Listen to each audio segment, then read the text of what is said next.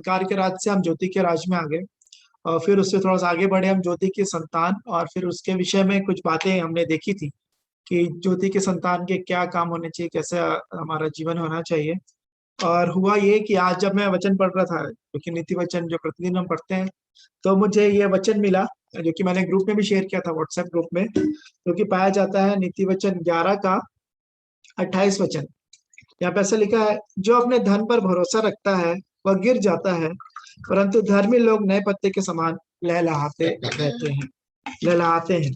तो इसी कारण यहाँ पे जो वचन हमने धन के विषय में ही देख रहे थे, कल हमने दोरकास और कुरनेलियुस के बारे में देखा था कि वो कैसे देते थे, दान देने वाले थे।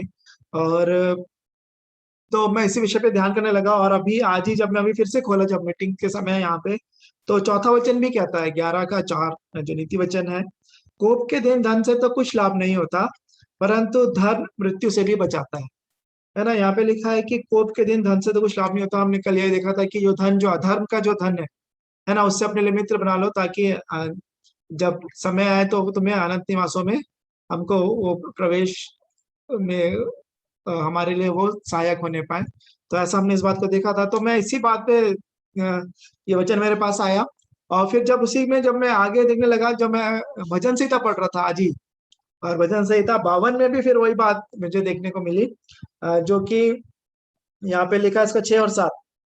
तब धर्मी लोग इस घटना को देखकर डर जाएंगे और यह कहकर उस पर हंसेंगे, देखो यह वही पुरुष है जिसने परमेश्वर को अपनी शरण नहीं माना, परंतु अपने धन की बहुतायत पर भरोसा रखता था और अपने को दुष्टता में दृढ़ करता रहा, है ना। तो यहाँ पे यही है कि धन पे भरोसा जो व्यक्ति करता है उसके लिए ये बात लिखी गई है। तो आइए, जो कुछ बातों को जो प्रभु ने मुझे दी, थोड़े समय के लिए ही मैं रखूंगा, फिर आप लोगों को भी अवसर होगा। तो आइए हम प्रार्थना में जाएंगे प्रभु से सहायता के लिए। परमेश्वर पिता, प्रभु यीशु मसीह के नाम से आपके अनुग्रह के सिंहासन के सन्मुख आते हैं प्रभु जी, जबकि आपके वचन पे हम ध्यान करना चाहते हैं प्रभु जी। अपने से हर एक जन से बातचीत करें प्रभु जी। प्रभु जी, जब मैं कि बोलने पर हूँ प्रभु जी, आप अपने आत्मा का नियंत्रण ले, और जो बातें आप मुझसे कहलाना चाहते हैं वही मैं कहने पाऊँ, जिससे मेरी आत्मिक उन्नति हो और जितने प्रिय जो सुन रहे हैं उनके लिए भी आत्मिक उन्नति का कारण होने पाए, ऐसी दया अनुग्रह चाहते हैं। वह उद्धार करता प्रभु यीशु मसीह के पवित्र और मीठे नाम से मांगे, आमीन। तो ये जो विषय आया था कि ज्योति के संतान की चाल है, तो यहाँ पे लिखा है धन पे भरोसा वाली बात, कि जो धन पे भरोसा रखेंगे उनको कुछ भी फायदा नहीं होगा। और अभी फिर एंजल ने भी यही वचन को कहा, यिर्मयाह 17 का 7, कि धन्य है वो जो परमेश्वर पर भरोसा रखते हैं, जिसने उनको परमेश्वर को आधार माना है। और उसी के ऊपर यदि हम पढ़ेंगे यिर्मयाह 17 के 5 में है शायद वो वचन, तो यहाँ पे जो लिखा है कि शापित कौन है, शापित है वो जो मनुष्य पे भरोसा रखता है। इस वचन को भी देख लेंगे, यिर्मयाह 17 5। यहोवा यो कहता है, श्रापित है वह पुरुष जो मनुष्य पर भरोसा रखता है और उसका सहारा लेता है, जिसका मन यहोवा से भटक जाता है वह, है ना। तो यहाँ पे तो मनुष्य के विषय में लिखा है कि श्रापित है वो जो मनुष्य पर भरोसा रखता है। और 7वां वचन कहता है, धन्य वह पुरुष जो यहोवा पर भरोसा रखता है, जिसने परमेश्वर को अपना आधार माना हो। तो यहाँ पे जो है हमारा किस पे भरोसा है, हमारा धन पे तो कहीं भरोसा नहीं है। और क्योंकि ये बात बहुत ही स्पष्ट तौर से प्रभु यीशु मसीह ने भी कही थी, जो कि पाई जाती है लूका उसका 12 अध्याय में। हम निकाल लेंगे लूका 12 और उसका 13 से लेके 15 तक है, मैं यहाँ पे पढ़ लूंगा। फिर भीड़ में से एक ने उससे कहा, हे गुरु, मेरे भाई से कह कि पिता की संपत्ति मेरे साथ बांट ले। उसने उससे कहा, हे मनुष्य, किसने मुझे तुम्हारा न्यायी या बांटने वाला नियुक्त किया है? और उसने उनसे कहा, चौकस रहो और हर एक प्रकार के लोभ से अपने आप को बचाए रखो, क्योंकि किसी का जीवन उसकी संपत्ति की बहुतायत से नहीं होता। यहाँ पे स्पष्ट प्रभु यीशु मसीह ने कह दिया, हमारा जो जीवन है, हम सबसे यदि पूछा जाए, है ना, मैंने सवाल रखा भी था, यदि अपने जीवन ये सवाल होगा कि आपके जीवन की सबसे बड़ी आशीष क्या है ना। हम सब बोलते हैं प्रभु ने आशीष दी, कार की आशीष दी, घर की आशीष दी, बच्चों की आशीष दी, हम सब बहुत आशीषें गिनते रहते हैं। यदि अब मैं आपसे पूछूं, आपके जीवन की सबसे बड़ी आशीष जिसको आप मानते हैं वो क्या है? क्योंकि यहाँ पे जब मैं इस वचन को पढ़ रहा था, फिर से प्रभु ने एक बात याद दिलाई यहाँ पे कि ये भाई भाई लोग हैं जो प्रॉपर्टी के लिए लड़ रहे हैं, है ना।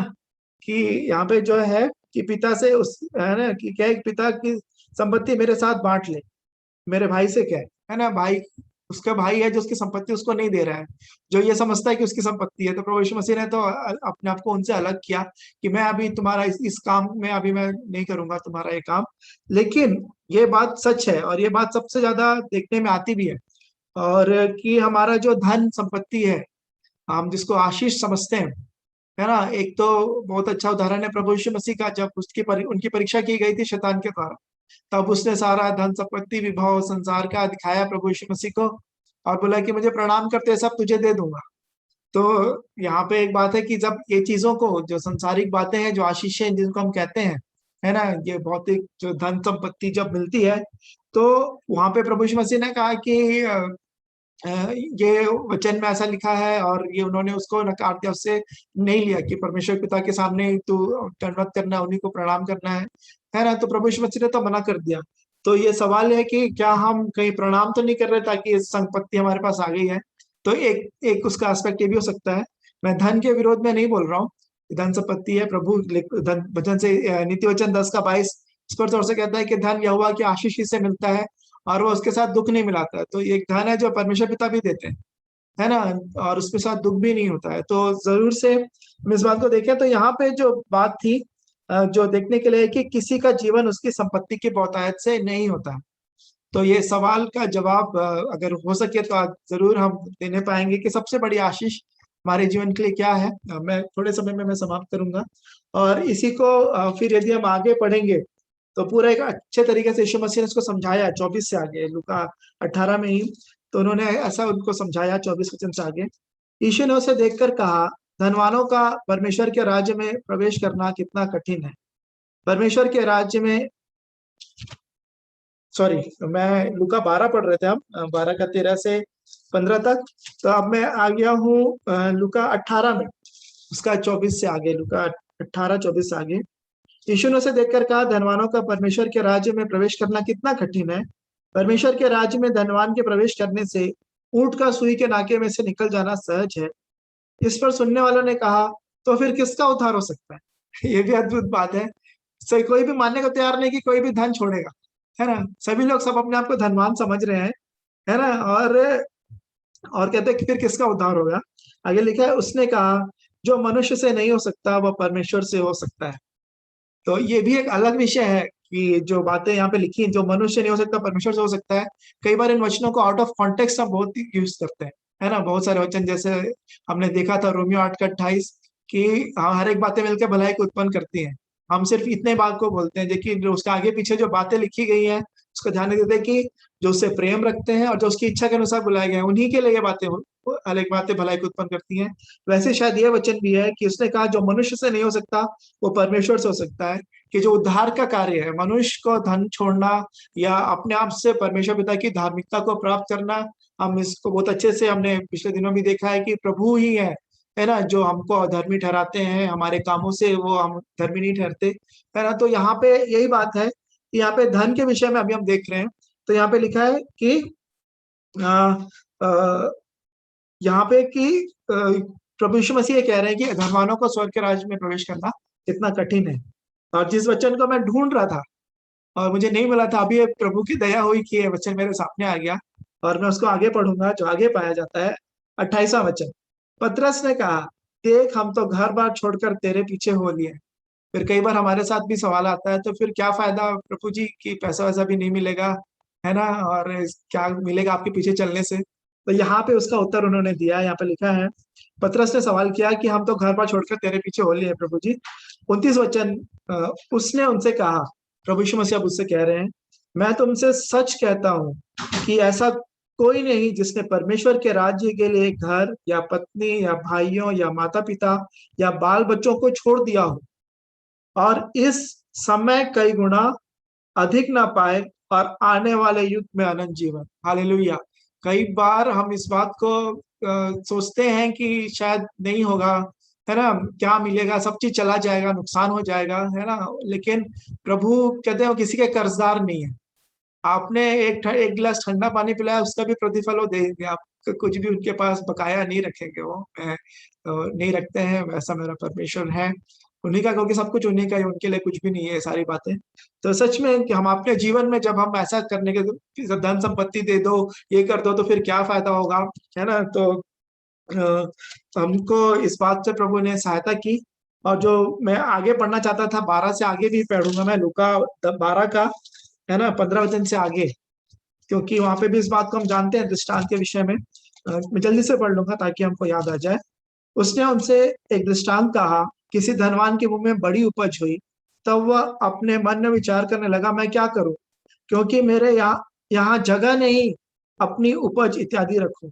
और उसने कहा, मैं यह करूंगा, मैं अपनी बखारियां तोड़कर उनसे बड़ी बनाऊंगा, और वहां अपना सब अन्न और संपत्ति रखूंगा, और अपने प्राण से कहूंगा कि प्राण, मेरे पास बहुत वर्षों के लिए बहुत संपत्ति रखी है, चैन कर खा पी सुख से रहे। अपने आप को बहुत आशीषित ये व्यक्ति समझता है, समझ रहा है, गलत नहीं है, आशीष से उसको उपज संपत्ति हुई है उसके पास, है ना। लेकिन आगे लिखा है, परंतु परमेश्वर ने उससे कहा, हे मूर्ख, इसी रात तेरा प्राण तुझसे ले लिया जाएगा। तब जो कुछ तूने इकट्ठा किया है वह किसका होगा। ऐसा ही वह मनुष्य भी है जो अपने लिए धन बटोरता है, परंतु परमेश्वर की दृष्टि में धनी नहीं। और एक और वचन है 12 का 32 से 34 भी, हे छोटे झुंड मत डर, क्योंकि पिता को यह भाया है, क्योंकि तुम्हारे पिता को यह भाया है कि तुम्हें राज्य दे। अपनी संपत्ति बेचकर दान कर दो, और अपने लिए ऐसे बटुए बनाओ जो पुराने नहीं होते, अर्थात स्वर्ग पर ऐसा धन इकट्ठा करो जो घटता नहीं, और जिसके निकट चोर नहीं जाता और कीड़ा नहीं बिगाड़ता, क्योंकि जहां तुम्हारा धन है वहां तुम्हारा मन भी लगा रहेगा। ये सारे वचन कोई नए नहीं है, लेकिन फिर से प्रभु ने, जब इस विषय को हम देख रहे थे, कल जो विषय शुरू हुआ ज्योति की संतान और धन से शुरुआत हुआ, तो फिर प्रभु ने मुझे इन सारे वचनों को दिखाया। और पहली सदी की कलीसिया कैसे दिखाई देती थी, कैसे वो कार्य करती थी, वो भी फिर प्रभु ने मुझे दिखाया। तो उसके लिए हम पढ़ लेंगे, जो कि पाया जाता है प्रेरितों के काम 2 अध्याय और उसका 43 से आगे वचन।